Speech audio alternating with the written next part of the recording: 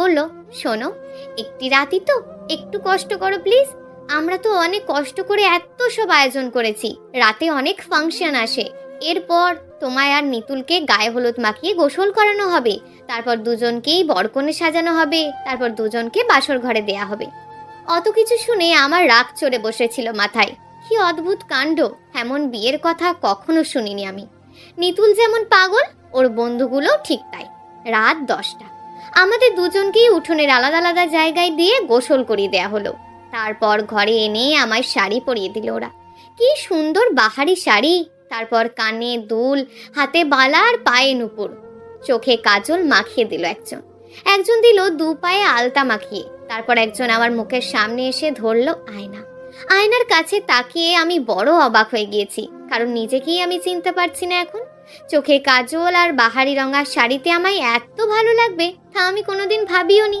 খানিক আগে যে ঘুমাবার জন্য আমার অস্থিরতা ছিল, তা ক্রমেই কেটে গেছে এখন। পেটে খিদে ছিল। নিতুলের পাতানো বোন প্লেট ভর্তি ফল এনে খেতে দিয়েছে আমায়। আমার ইচ্ছে করছিল খিদেয় প্লেট শুদ্ধ খেয়ে ফেলতে, কিন্তু ওদের সামনে তো আর এমন কিছু করা যায় না। তাই আমি 2 টুকরো আপেল মুখে দিয়ে 1 গ্লাস জল খেলাম। ওরা আমায় নিয়ে গেল অন্য একটা ঘরে। সেই ঘর দেখে আমার চোখ কপালে উঠে গেল। এত আলো ঝলমলে ঘর আমি কোনোদিন দেখিনি। ঘরের ভিতরে গিয়ে আরো অবাক হলাম, কারণ ওখানে কোনো খাট পাতা নেই, উঁচু করে ফুলের স্তূপ দিয়ে বানানো বিছানা। নিতুলের পাতানো বোন আমায় সেই বিছানার ওপর বসিয়ে দিয়ে বলল, এটা তোমাদের বাসর ঘর। আমি বড় অবাক হয়ে বললাম, এত সুন্দর করে সাজানো ঘর? নিতুলের পাতানো বোন তখন মৃদু হেসে বলল, এই ঘরটার চেয়েও আমার ভাইয়ের মন আরো সুন্দর। আমি তখন মনে মনে বললাম, সে তো বেশ জানাই আছে, তার মন যে কত সুন্দর। জোর করে যে ছেলে বিয়ের আগে একটা মেয়ের শরীর ছুঁতে পারে, তার সম্মানে হানা দিতে পারে, সে আর কত ভালো হবে। কিন্তু বাস্তব হলো এই যে আমি নিতুলকে আগে থেকেই একটু একটু পছন্দ করতাম, যেমন করে রাজমহলের একজন চাকরানী ও যুবরাজকে তার জীবনসাথী হিসাবে পাওয়ার জন্য মনে মনে কামনা করে। কিন্তু এটা সে খুব ভালো করেই জানে যে যুবরাজকে সে কোনোদিন পাবে না। নিতুলকে নিয়ে আমার ভাবনাগুলো তখন ঠিক এমনই ছিল, কিন্তু অযাচিত সেই এমন কিছু করে ফেলবে তা আমি ঘুণাক্ষরেও টের পাইনি। অন্তত সে আমায় একবার সহজ করে বলতে পারতো, পিথু, আমি তোমাকে ভালোবাসি। তারপর দেখতো আমি তাকে সাড়া দিই কিনা। এবার ভাবলাম, যা হওয়ার তা হয়ে গেছে। কপালের লেখাগুলো মুছে ফেলা মানুষের পক্ষে দুঃসহ। আমি তাকে আমার বর হিসাবেই মেনে নেব। সারা জীবন একসাথে দুজন কাটিয়ে দেব। আজ থেকে আমরা নতুন জীবন শুরু করব, যে জীবনের কোনো অতীত নেই। নিতুলের পাতানো বোন আমায় বাসর ঘরে রেখে চলে গেল। সে বলল, বসে বসে ওয়েট করো, তোমার বরকে পাঠাচ্ছি। আর শোনো, ঘুমিয়ে টুমিয়ে যেও না কিন্তু আবার, নিতুলের আসতে একটু দেরিও হতে পারে। আমি বললাম, আচ্ছা। তারপর আমি বসে বসে নিতুলের জন্য অপেক্ষা করতে লাগলাম। নিতুলের আসতে সত্যিই দেরি হচ্ছে। আমার মোটেও ভালো লাগছে না এভাবে একা একা বসে থাকতে।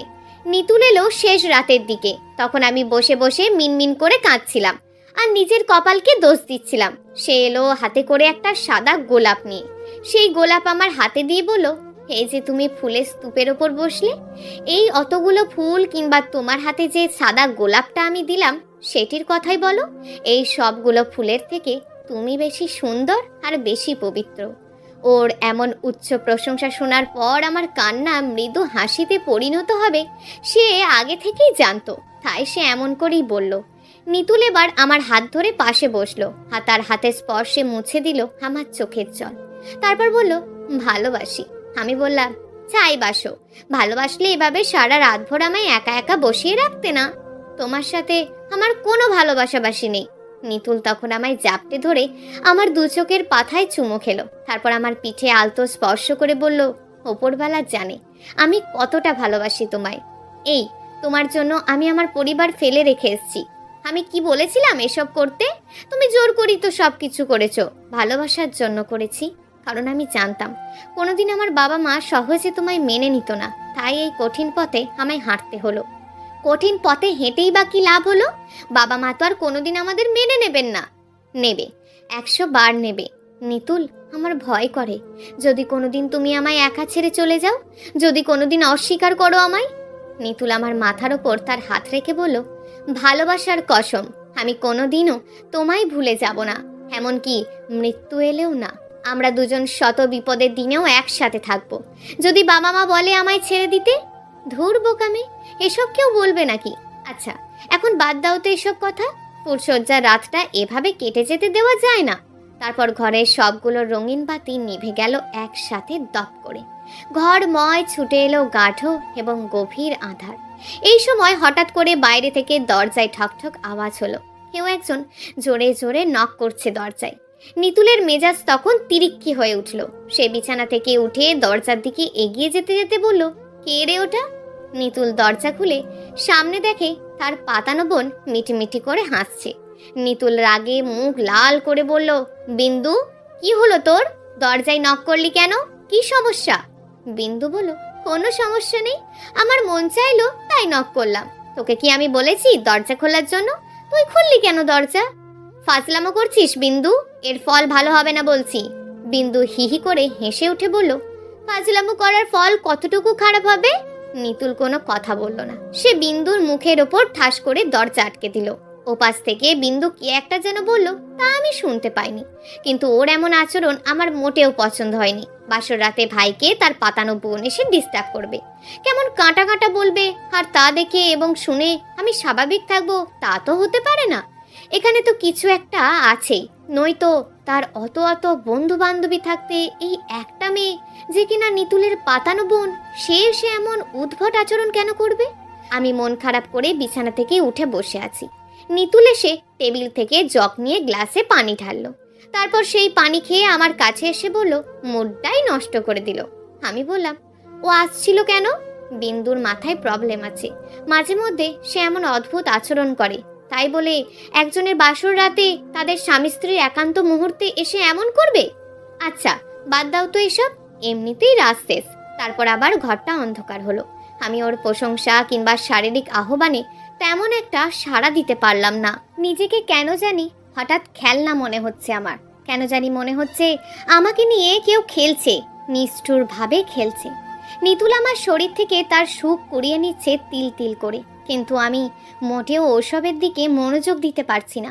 আমার কেবল মনে পড়ছে এই পৃথিবীতে আমি শুধুই একা একজন। আমি একজন অনাথ, আমি একজন মেয়ে, আমার কোনো শক্তি নেই। আমি হাত পা বাঁধা অবস্থায় আছি, আমার ইচ্ছের কোনো মূল্য নেই।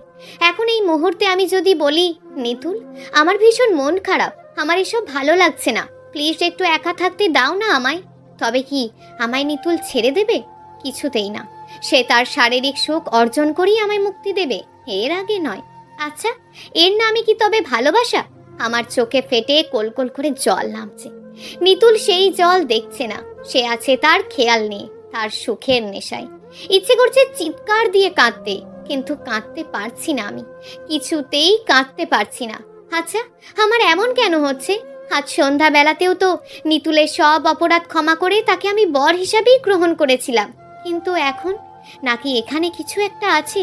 কিছু একটা না থাকলে আমার এমন লাগবে কেন? আমি ওর কাছ থেকে মুক্তি পেতে কেমন ব্যাকুল হয়ে উঠেছি।